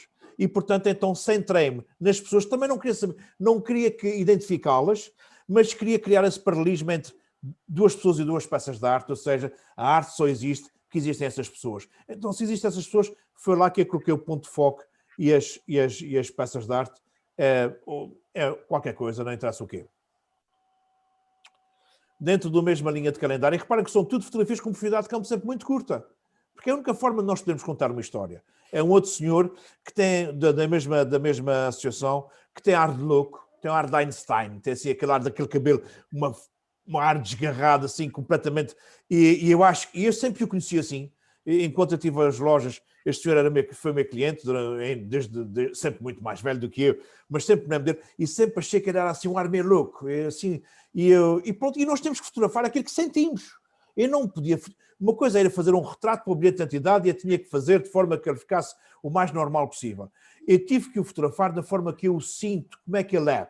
E se eu acho que ele é assim meio louco, e pronto, eu tentei fotografá-lo de uma forma que ele tivesse a ser assim mesmo de artista, enfim. Isto é um tríptico que eu gosto muito, que teve já numa exposição, sobre mãos, crenças e em várias partes. Isto são 2 mãos de 2 romeiros com um chale pelo meio, numa igreja muito escura, com um ISO muitíssimo elevado, com uma câmara antiga que eu tinha, que não se aguentava com altos ISOs, portanto, logo com algum ruído, e portanto, mas é extremamente expressivo essas mãos dadas, de homens ainda por cima, que mete sempre muito mais respeito. Isto foi feito para o mesmo tríptico na Turquia. Claro que isto não foi feito a pensar no tríptico, depois o tríptico, ao conceber o tríptico, fui buscar fotografias ao meu espólio. Isso foi feito, fotografias ao espólio, que se combinavam com o tríptico. Isto foi feito com uma compacta, com ISOs altíssimos, ela tem imenso ruído, mas eu quis fazer com compacta porque eu não queria incomodar a senhora. Eu estou com a câmara a 20 centímetros dela e eu não queria que fizesse barulho. Uma reflex faz sempre barulho, porque a compacta não faz barulho. E então eu fiz a fotografia sem ela se aperceber, sem perturbar a oração dela, mas eu queria trazer essa fotografia para casa, exatamente aqui, do rosto por trás, esta mão, ou seja, orar é sempre da mesma maneira. Quer seja no mundo árabe, quer seja no Médio Oriente, quer seja nos Romeiros, quer seja em Fátima, orar é orar. E mais uma também com um ruído brutal, também de um romeiro, exatamente nesta posição, assim, a orar, de costas, em que eu não quero saber bem a cabeça como é que é, eu só queria essa expressão de dedos, de mãos de trabalho, de mãos marteladas pela vida, mas que numa pose de oração, e portanto, é estas coisas que me encantam na fotografia. Mais uma com profundidade de campo muito curta, Serralves, Museu de Serralves, Serralves em festa. Isto aqui fora era uma coreografia, um ensaio para uma coreografia que iria acontecer, mas o que me interessava são as pessoas. E essas pessoas estão dentro do museu, estão a ver o que é que vão ver a seguir, estão a consultar o jornal de Serralves e, portanto, o meu foco está nelas e o resto está mesmo muito arrebentado. Para quê? Para estarem bem expostos. O fundo está completamente a arrebentar, mas eu sei que tem lá uma animação de juventude, de gente a querer fazer uma coreografia, portanto eu conto a história, mas sem retirar o meu foco, sem retirar o meu ponto de interesse exatamente aqui deste casal. Reparem que eles arrojei muito o meu terço, está-me exatamente na espiral dourada. Porquê? Porque eu também não queria, eu queria separar muito bem esses planos e, portanto, tive que arrojar muito para os separar. Mais uma fotografia de Serralves em festa. Aqui era o jornal também servia para chapéu e, portanto, é uma curiosidade o foco só no jornal. Mais uma fotografia de Serralves, daquelas todas que eu vos disse que tinha concorrido e, portanto, em que tem aqui os marionetes. O meu foco está rigorosamente nesta marionete. O rosto da moça já está perdido e o dos miúdos também. O que me interessava era exatamente esta mão, a vir aqui esta marionete e, portanto, essa expressão da marionete. Isso só se consegue com profundidades de campo muito curtas. Aqui mais uma fotografia de Serralves, novamente com profundidade de campo muito curta. Estão a ver que eu concorri só com profundidades de campo curtas, não tenho nenhuma fotografia com muita profundidade. Isto era um concerto de rock, percebe-se perfeitamente que não era o tipo de música da idade deste senhor, mas eu já não estava para se deslocar muito e estava a consultar o que é que vem a seguir para este palco, que é para ver se vai ver ou não, ou se me vou deslocar. Portanto, isto é contar a história de Serralves, ou seja, é para todas as idades estão lá. Isto é um senhor com muita idade mesmo, e serve para todos, serve para crianças, e as coisas iam-se revezando, há um dinamismo muito interessante, é isso que faz a diferença quando se conta uma história. Esta outra história, a história das festas de Santo Cristo, mais uma fotografia das festas de Santo Cristo, e reparem que aqui eu estava numa de profundidades de campos então estupidamente curtas, e estava muito próximo das pessoas, com 50 milímetros. O meu foco está aqui exatamente nas mãos, exatamente nesta joia, nestas mãos sofisticadas, bem tratadas, e que não deixam também de pagar a sua promessa. Aqui toda a gente tem, quando toca a pagar a promessa, são todos iguais, independentemente de ter mais posses ou menos posses. Uma luz fascinante que aconteceu sob a Ponta de Citrão num dia de tempestade terrível, e ao fazer a curva vi esta luz fantástica e, bom, caceia. Foram minutos, 3 ou 4 minutos, depois desapareceu e esta luz nunca mais se repete. Ou seja, na fotografia nada se repete. Não deixem de fotografar. Não dizem, não faço agora, é de fazer para a próxima. Não, aquela luz não se repete nunca mais. Portanto, não tenham problemas de fazer a mesma fotografia, a mesma situação, porque ela é sempre diferente, porque tem sempre luzes diferentes e faz sempre a diferença na fotografia. Mais uma luz fantástica nas cidades, onde uma fotografia emoldurada, com o resto de um pontão, com muita atrofização, enfim, uma luz muito bonita que eu consegui caçar aqui nesta fotografia. Isto é uma fotografia que contraria um pouco as regras. Isto é uma ave de migração muito rara a passar nos Açores e isso é uma gaivota comum. Gosto muito desta diagonal dada por uma gaivota comum até uma ave migratória, mesmo não tendo tanto espaço à frente como atrás, mas esta diagonal faz-me toda a diferença e esta diagonal faz-me valorizar brutalmente esta ave. Gosto muito quando estou a fazer fotografias sobre um trabalho. Isto era uma prova de Big Game Fish. Eu gosto muito de inserir nas minhas composições elementos referentes àquilo que eu estou a fotografar. Faz toda a diferença na fotografia e portanto, aqui atravessei em diagonal uma cana para reforçar o tipo de prova que nós estávamos a fazer. Um nascer de sol, o sol em contraluz deve ser sempre tapado, estou farto de vos dizer isso. Aqui tapei com a cana, o que não é fácil estar dentro de um barco, o barco a balançar e conseguir tapar o sol com uma cana. É certo que não consegui tapar completamente, que ele aqui beliscou um bocadinho, mas foi o facto de eu ter tapado, consegui que no contraluz tivesse ainda alguma informação nos negros e tornasse a fotografia mais clara, mais interessante. Esta é uma fotografia comum de paisagem, mas está aqui só porque isso era um dia de chuva, um dia horrível, e cheguei aqui ao Porto das Capelas e estava essa luz muito bonita, durante 10 minutos, passou-se, veio chuva a seguir e acabou-se o dia de fotografias. Esta aqui chovia mesmo. Isto é chuva, isso acontece muito nos Açores, estarmos na costa e ver-nos chover muito no mar. Aqui estava muito próximo e a chuva, 3 minutos depois, aconteceu e nós ficamos molhados. Acontece. Isto, eu mostrei já muita fotografia a vocês, ainda estou a acabar, mas amanhã ainda mostrarei mais algumas, e mostrei muitos pôr de sol, muitos mesmo. Mas este é o único pôr de sol que eu mostrei até agora com o sol mesmo. Normalmente o sol está tapado. Bom, ele aqui estava tão próximo, estava muito bonito, e eu fotografei, eu gosto deste pôr de sol de inverno muito bonito. Agora, isto está aqui também para vos dizer que nunca coloquem um sol ao meio, fica muito feio. E se vocês alguma vez já viram uma fotografia vossa com o sol aqui no meio, eu vou mandar uma mensagem privada para vocês a dizer para colarem aqui uma imagem de Nossa Senhora e aqui escreverem uma mensagem. Mandem para 7 amigos dentro de 24 horas, senão vão partir uma perna. Ok? Portanto, já sabem que passam a receber daquelas mensagens que irritam profundamente o pessoal. Esta é uma fotografia que eu gosto muito, muito mesmo. Isso é do Forte São Brás. E porquê é que gosto muito dela? Gosto muito dela porque isso foi... eu fiz um trabalho, fui convidado com outros fotógrafos, escritores, poetas, escultores, para fazerem um trabalho, apresentarem um trabalho sobre o Forte São Brás. Houve um general que quis fazer um livro sobre a impressão de todas as artes sobre o Forte São Brás. E o Forte São Brás faz parte do meu imaginário de infância.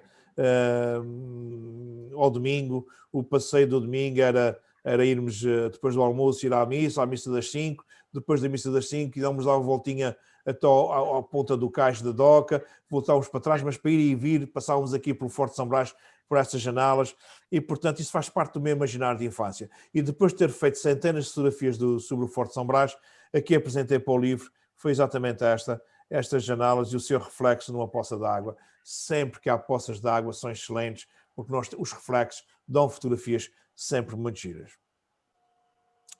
Esta é daquelas fotografias que já me pergunto, eu já dei muitas entrevistas para a televisão, para a rádio, para os jornais, enfim.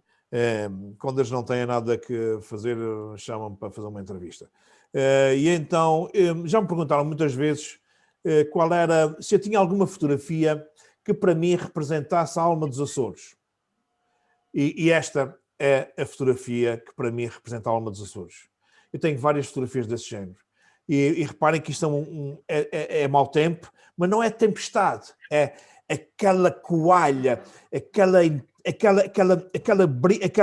salitre que sopra pelas entranhas da terra, pelas ravinas, que entra nos ossos, e que do mar, até finais do século XX, do mar não vinha coisa boa. Inicialmente vieram os piratas, depois vinham as tempestades, depois vinham os pescadores que ficavam no mar e que não regressavam. Ou seja, do mar só vinha desgraça. Aliás, os Açores todos, até os anos 80, estavam todos virados de costas para o mar. As cidades tinham virado para o mar, era só os quintais das casas. Ou seja, só nos viramos para o mar como coisa boa a partir dos anos 80.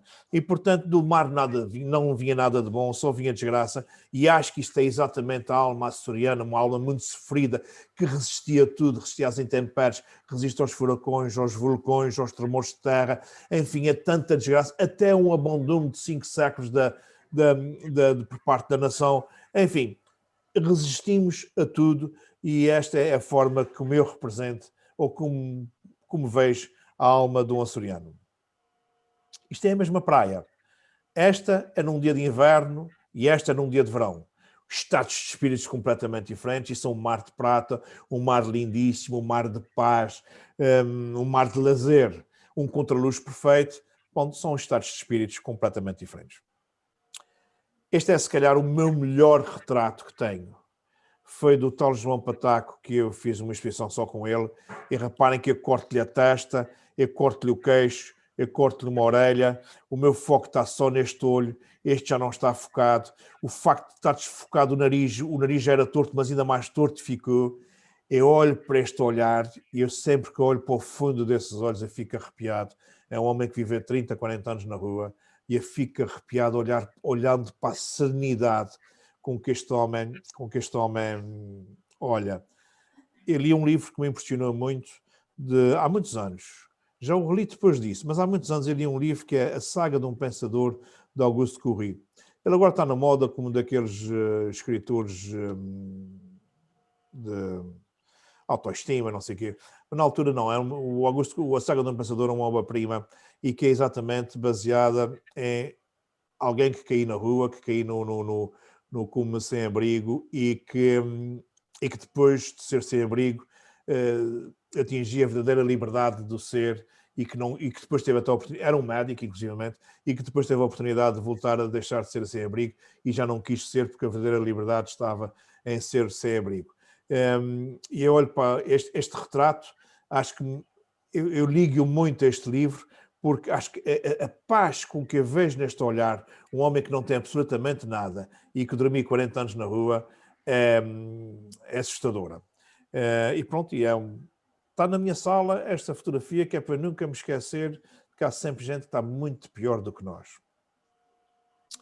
Este é o mesmo homem, tirado noutra face, numa fase em que ele estava encostado a uma árvore, e eu adoro essa fotografia, para já porque tem aqui uma forma gráfica muito interessante, que é a Estelle, é sempre muito interessante essa composição, e depois tem aqui em diagonal o BPI lá ao fundo, muito disfarçado, muito desfocado, um paradigma de um capitalismo exacerbado que tem levado a tanta desgraça, mas eu não quero que eles fiquem vitimizados, então ele está muito desfocado, é só para constar que há um paradigma que deveria mudar e que não houve crise, até agora que o mudasse, e portanto vamos ter que continuar com o paradigma do consumo.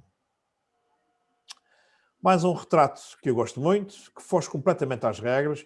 É um retrato da minha filha já há uns anos atrás, em que reparem que eu corto da cabeça, os lados, ela está olhando para fora quando devia estar olhando para aqui, mas ela está olhando exatamente para dentro da minha objetiva, ela está olhando sem reservas, em que eu consigo ir até ao fundo da alma dela e voltar para trás, e isto é aquilo, a gente só faz isso meio de vezes na vida, a gente não faz muita vez, até porque tem que haver muito intimismo para se conseguir fazer retratos com essa força. Eu fiz o ano passado fiz, salvo erro, só 3 ou 4 viagens, mas a que mais me marcou também foi a primeira vez, foi São Tomé. Eu nunca tinha ido a São Tomé, eu queria muito ir a São Tomé, era uma coisa que eu queria ir há muitos anos. Fui lá pensando numa coisa e vim completamente rendido com as crianças, com a alegria deles, com a beleza deles. E eles não têm absolutamente nada, mas eu olho para eles e vejo que há uma esperança, um futuro incrível, porque eles têm tudo o que precisam, apesar de não terem nada, segundo os nossos parâmetros. Gosto muito deste. Eu tenho-vos dito sempre que normalmente não ponho no primeiro plano desfocado, ponho um segundo. Eu fui ver uma exposição antes de ir a São Tomé, curiosamente, uns meses antes do Caria. Como é que eles chamam? Primeiro nome, agora não me recordo. Lembras-te, Paula, o nome dele, o Caria? Como é que ele se chama? Marcaria. Rui Caria.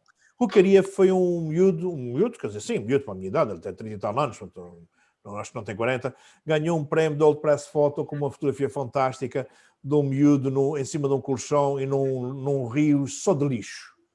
E eu fui ver a exposição dele estava no... estava...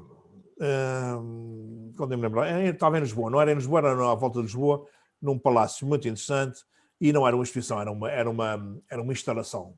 Uma instalação fotográfica com fotografias enormes, com outras pequenas, com um lixo a representar a fotografia que ganhou o Old Press Photo, com montes de música, com letterings fantásticos, e então ele faz muitas fotografias de miúdos, e para reforçar os miúdos do fundo, ponha muito o miúdo no primeiro plano desfocado. E vocês reparem, eu olhar para esta cara e ver logo a outra e não sai de lá, porque fixo-me na expressão dele.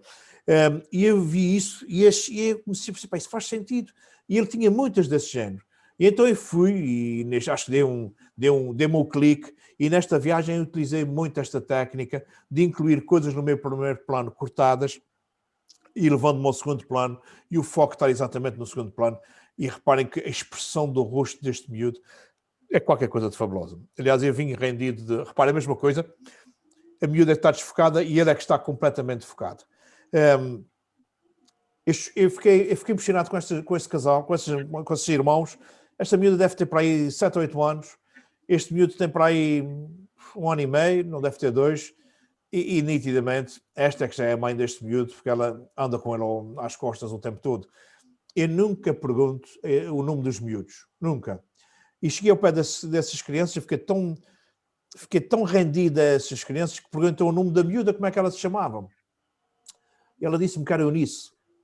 Eunice é o nome da minha filha, que até não é um nome nada comum. E eu fiquei impressionado como é que é possível chegar a São Tomé, nunca pergunto o nome das crianças, e fui perguntar a esta primeira casa, e pronto, e tudo isto fez-me também que eu ficasse completamente rendido. Eu, se pudesse trazer os estudos comigo, tinha trazido, mas não. Não, é impressionante. E depois são lindos, eles são de uma beleza. E pronto, esta fotografia, ainda por cima, o facto de ter uma fotografia... Reparem que a fotografia de campo é tão curta, que esta parte aqui da testa já está completamente desfocada. As orelhas estão completamente desfocadas. Então, a fotografia de campo... Mas é à custa disso que eu consigo ver este brilho aqui. Parece que o miúdo está... Parece que os olhos estão saindo para nós. Isto é aplicar muito bem a profundidade de campo e insistir muito no foco. Tem que se fazer muitas fotografias à mesma criança para se ter uma com este foco tão profundo, tão forte. Pronto, este é mais um dos retratos que eu também gosto muito desta série, e este V de Vitória, para mim, acho que é efetivamente o futuro. Isto é tirado no tanque das Furnas, no Parque Terra Nostra, e reparem que isto é água férrea, como vocês já viram várias fotografias, e eu nunca tomei banho nesta piscina, porque a mim mete-me confusão estar dentro da água e não ver nada abaixo de 10 centímetros. E mete-me muita confusão. Também tens o mesmo problema, Paula? É? Nunca tomei. E toda a gente diz que isso é um sonho, tomar banho aqui. Eu nunca tomei. E nunca tomei, porque também nós, quando éramos miúdos, íamos para lá para o Parque Terra Nostra, os nossos pais, para nos assustarem, para a gente não cair lá dentro, porque se caíssemos e se não soubéssemos nadar, nunca mais aparecíamos, metiam-nos o medo a dizer que as pessoas às vezes morriam, ficavam lá no fundo e depois era um problema para tirar, não sei o quê. E efetivamente morreram ao longo de 40 anos algumas pessoas lá com congestões e não sei o quê e tal, onde tiveram que fazer a piscina, tiraram o corpo e não sei o quê. Bom, mas uma coisa é certa. Se na noite anterior morrer alguém e ninguém se der conta que já desapareceu, e se um gajo entrar lá dentro e der uma topada numa pedra, não sabe se está dando uma topada numa pedra, se na cabeça de um gajo está lá morto. Bom, é um facto. E então, isto sempre me arrepiou. Eu estou a contar isto tudo para vocês perceberem a história desta fotografia. E eu, no meio das brumas e daquela água, vinha-se aproximar um senhor estrangeiro, mas só com as mãos assim e o corpo para trás e as mãos vão à frente. Porquê? Porque esta água que está assim daqui é com uma temperatura tão quente, que as pessoas têm que se ir ambientando à temperatura para conseguir aguentá-la nas costas. E então a sensação que eu tenho ao olhar para essa fotografia, depois de vos contar isso, é que isso são as mãos de um lobisomem que está a surgir no meio das águas do tanque do Terra Nostra. Portanto, contei a história para vocês perceberem o porquê de esta fotografia, para mim, ser como se fosse um morto-vivo a surgir nas águas do tanque Terra Nostra. Tudo está uma história. E depois fotografia-se com uma velocidade muito, muito grande, 1/8000. Reparem que eu tenho os pingos todos congelados e aí não vejo o tal amarelo da coisa, apesar de ser preto e branco, como é lógico, mas ficaria diferente. Esta, se calhar, e acho que estou a acabar, acho que esta é a última, se não é a última, é a penúltima. Esta, para mim, é uma fotografia do século XXI. Representa bem a filosofia do século XXI. Eu estava a dar formação, estava no Salto do Cabrito, e estava com formandos ao meu lado, estávamos a fazer arrastos, e a maior parte dos miúdos ou dos fotógrafos gostam dos arrastos sem pessoas, todos muito limpinhos, e não sei o quê, e entretanto surge o casal e os meus formandos, pá, que chatice, tem calma, pá, isso vai dar boas fotografias, não sei o quê e tal. E fiz várias, esperei para a altura certa, e esta para mim é aquela fotografia que me enche a alma, porque isto é um casal de namorados, que chegou uma cascata, depois de um trilho duro, uma cascata lindíssima. Quando eu fiz isso com as minhas namoradas, eu chegava aqui e queria ficar a apanhar a água no rosto, abraçado a elas, a protegê-las da umidade, para ficar no aconchego de namoro, mas estes não, estes chegaram, ela foi para um lado, ele foi para o outro, já está fazendo uma selfie com o telemóvel, não sei se está mandando já a selfie para outra amiga que ficou na cidade, se não, enfim, é uma fotografia tipicamente do século XXI. Isto representa bem a nossa realidade e é uma simples fotografia de uma cascata. Bom, afinal era mesmo a última. Bom, eu sei que me excedi um bocadinho, mas há algumas fotografias, se não contarmos a história, não têm piada, não se percebe o significado. Aquela fotografia, se tu estivesse lá, estás com som. Aquela fotografia, se estivesse lá, agarravas-te a Yara, não era? Com certeza. Não, já se sabe, né? Já se sabe, não é?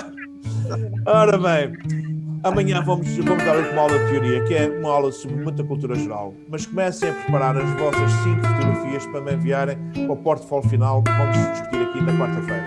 Tá bom? Bom trabalho. Sim, por e-mail. Ok? Tá bom? Então, até amanhã. Um bom descanso e haja saúde. Tá? Amanhã, uma boa noite.